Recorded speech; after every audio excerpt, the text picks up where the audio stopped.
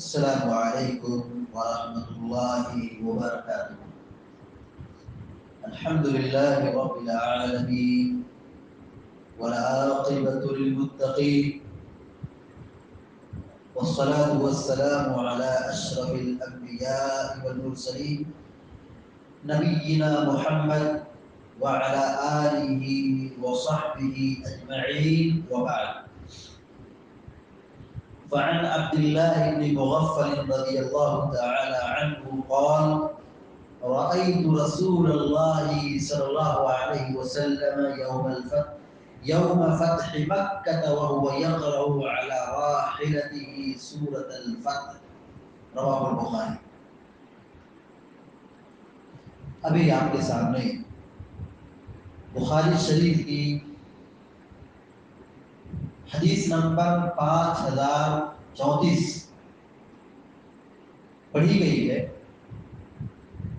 حدیث کے راوی عبداللہ بن مغفل رضی اللہ تعالی عنہ وہ بیان کرتے ہیں کہ رأیت رسول اللہ صلی اللہ علیہ وسلم یوم فتح مکہ وهو يقرأ على راحلته سورة الفتح، میں نے اللہ کے رسول صلی اللہ علیہ وسلم کو فتح مکہ کے روز دیکھا کہ آپ اپنی سواری پر تھے، یعنی اپنی سواری پر سوار تھے، اور اس وقت آپ سورۃ الفتح کی تلاوت کر رہے تھے۔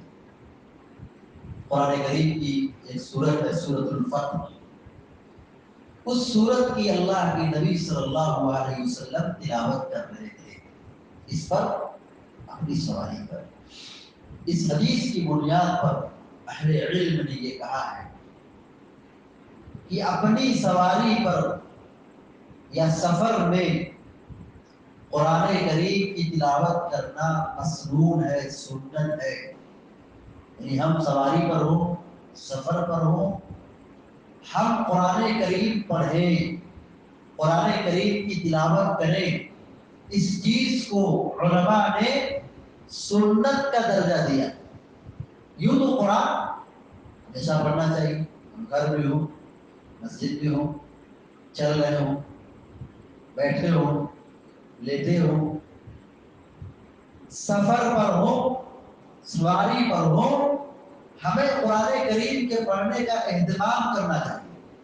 آج ہماری زندگی میں برکت نہیں، ٹینشن، جھگڑے، مسائل، مصیبت، پریشانی، آپ اس کو کاؤنٹ کیجئے، اس کے بہت سارے اسباب ہو سکتے ہیں۔ ایک سبب جو ہمارے اوقات میں، ہماری زندگی میں جو خیر و برکت نہیں، جن کے وقت میں برکت ہوتی، وہ بڑا کام چند ہی منٹ میں یا کچھ ہی لمحے میں کر لیتا، جس کے ہاں خیر و برکت نہیں ہے، وقت میں برکت نہیں ہے، وہ کچھ نہیں کر پاتا ہے۔ آپ دیکھیے سب کتابیں ہیں، ہمارے اسلاف اتنی موٹی موٹی کتابیں لکھ کے چلے گئے اور ہمیں پڑھنے کی توفیق نہیں ہوتی، ہمارے وقت میں برکت نہیں۔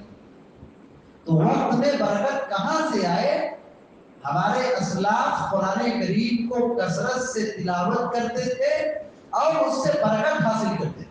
یعنی قرآن پڑھنا یہ باعث برکت ہے، اس سے ہمارے اندر، ہمارے گھر میں یا ہمارے وقت میں، ہمارے مال میں برکت ہوتی ہے۔ اللہ کے نبی صلی اللہ علیہ وسلم کا معمول یہ تھا کہ آپ ہمیشہ اللہ کا ذکر کرتے تھے، آپ ہمیشہ اللہ رب العالمین کا ذکر کرتے ہیں۔ ذکر ہمیں کرنا چاہیے، قرآن کریم کی تلاوت بھی یہ ذکر ہے۔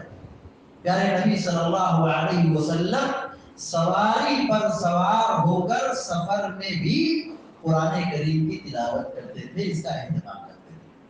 اب دیکھیے اس سنت کو لوگوں نے چھوڑ دیا، قرآن نہیں پڑھتے۔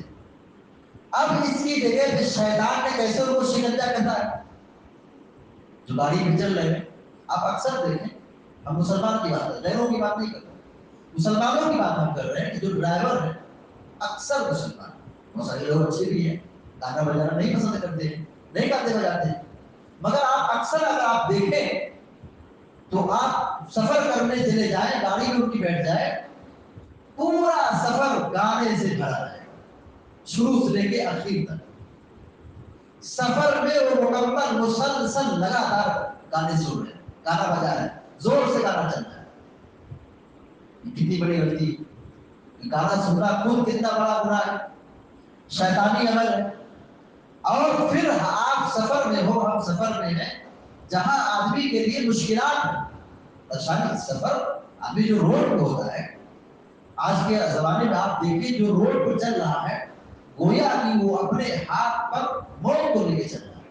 کتنے کتنے حادثات ہوتے ہیں کہ آدمی گھر سے نکلتا ہے, خواب ہوتا ہے, ایک ارمان ہوتا ہے, ایک سوچ ہوتی ہے, ایک پلاننگ ہوتی ہے, وہاں جانا ہے, یہ کرنا ہے, وہاں سے واپس آنا ہے.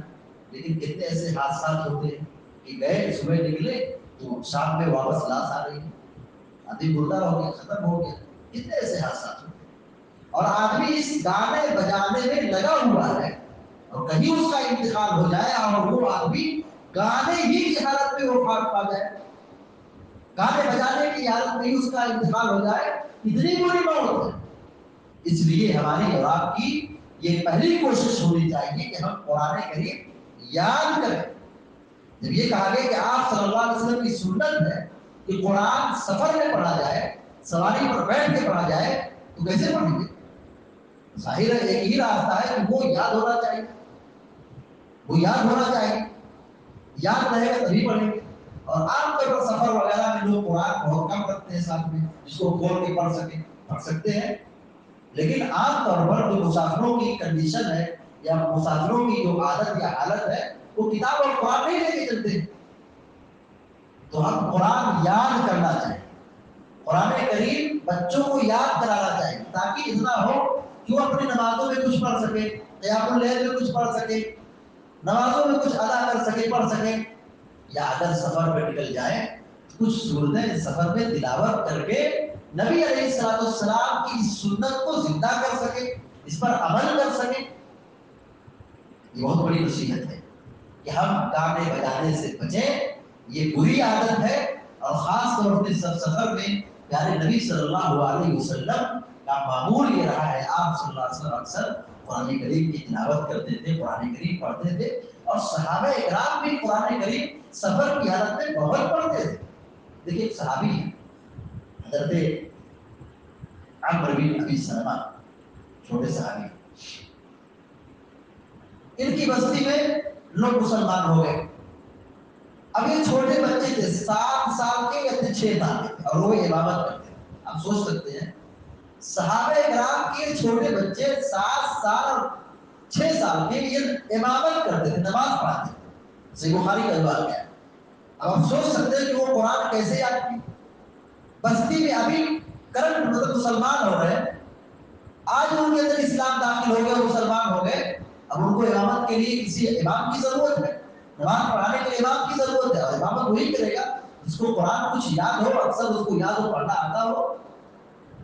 لوگوں نے دیکھا کہ کس کو قرآن یاد ہے, دیکھا کہ چھوٹا بچہ 7 سال کا 6 سال کا, اس کو قرآن یاد ہے. اس کو قرآن کیسے یاد ہو گیا؟ صحابی رسول حضرت عمرو بن ابی سلمہ کو قرآن کیسے یاد ہو گیا؟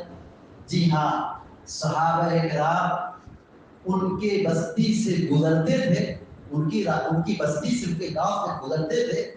صحابہ کرام سفر میں سواری پر قرآن پڑھتے ہوئے گزر جاتے تھے. اور یہ عمرو بن ابی سلمہ بکریاں چراتے تھے, گھر سے باہر رہتے تھے.